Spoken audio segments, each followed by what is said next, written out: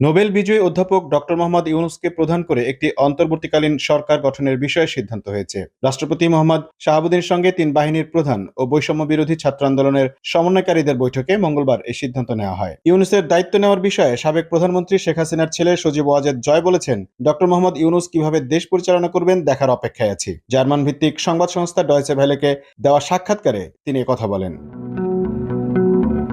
জয় বলেন, শেখ হাসিনা ভারত থেকে অন্য কোথাও যাবেন এরকম কোনো সিদ্ধান্ত নেওয়া হয়নি। তিনি ভালো আছেন, এখন দিল্লিতে আছেন। আমার বোন ওনার কাছে আছেন। আমার বোন তো দিল্লিতে থাকেন। তিনি ভালো আছেন, তবে তার খুবই মন খারাপ। জয় আরো বলেন, তিনি খুবই দুঃখিত যে দেশের জন্য ওনার বাবা সহ পুরো পরিবার জীবন দিয়েছেন, যে দেশের জন্য তিনি জেল খেটেছেন, এত পরিশ্রম করেছেন, এত উন্নয়ন করেছেন, সেই দেশের মানুষ তাকে এভাবে অপমান করে বের করে দেবে, তার উপর আক্রমণ করতে যাবে, এটা কেউ কল্পনা করতে পারেনি।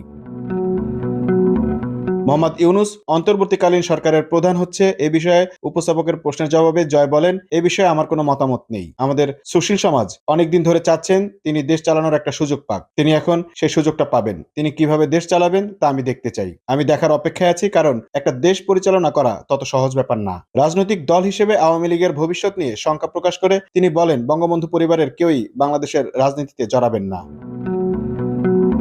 Mamun Mahfuz, time news desk.